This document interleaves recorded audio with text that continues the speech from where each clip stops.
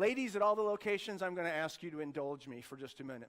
I need to talk to you about something. I hope you'll hear me out. Open your heart and consider this, because this is something you need to know. Today here at the Bridge, we're talking about God's design for the family. And you have to realize is that in the middle of that, God talks about the woman. He talks about her as a weaker vessel, talks about what that means. We just showed you what that meant, the importance in that. But it's interesting that sometimes you get a reaction like, whoa, what's that about? What does God mean by that? And there's kind of sometimes even a violent reaction. And I want to make sure you understand where that came from and the history behind it, because if you don't, you won't really look at God's design for the family in the way God wants you to. It came from militant feminism. Now, militant feminism actually started from a very good place, and that was the thing called women's suffrage. It was this, the right to vote. It was a very, very good thing that happened, but what quickly happened through the process after they got the right to vote and stuff, it took kind of a negative turn and got more and more negative until feminism basically says, hey, I'm as good as any man. What's interesting about that is that by God's design, you have to realize God says in his design there is no comparison. His point is you can't compare men and women because men don't make good women and women don't make good men. Women don't make good men. The reality is you have a chance to recognize that they are unique and special. You know, what's interesting through that is that with none of that comparison, women were considered to be precious and special, and now, because of militant feminism, guess what, ladies? You're just one of the guys. What's happened through that process is everything has really changed. I remember when I was growing up, I got in numerous fights defending women's honor, where guys would be inappropriate or perverse or whatever, and I would fight them saying, that's not okay for you to talk that way or to behave that way toward this woman here. And my parents actually backed me up when I got in those fights. Where we are right now is that men swear and tell dirty jokes about women, to women, around women, and now women sometimes can tell dirtier jokes than the men. What exactly happened here?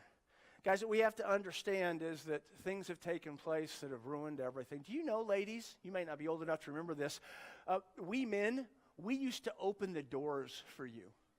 We used to stop along the side of the road if your car was broken down and help out or maybe fix a flat. We used to lift heavy things so that you wouldn't have to lift them. And now we're told, man, don't be so patronizing. I can do that. You know what, ladies?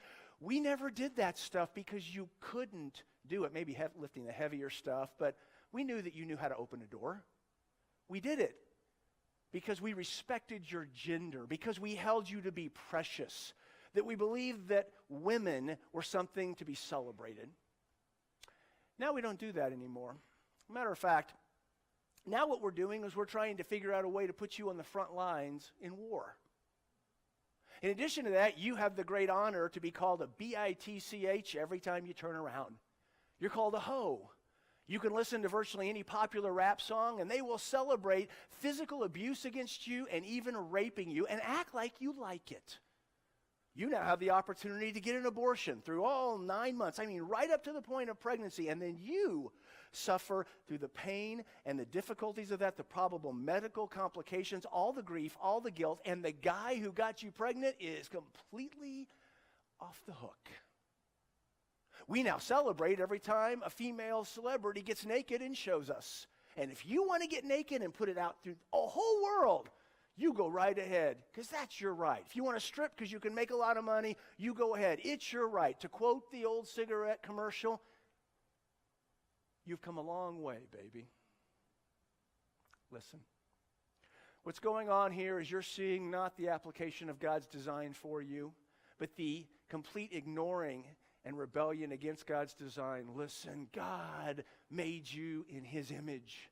You are precious in God's sight. A woman is to be God's girl, his little girl. You should be treated like that. I want to challenge you to rebel against the way you're being treated.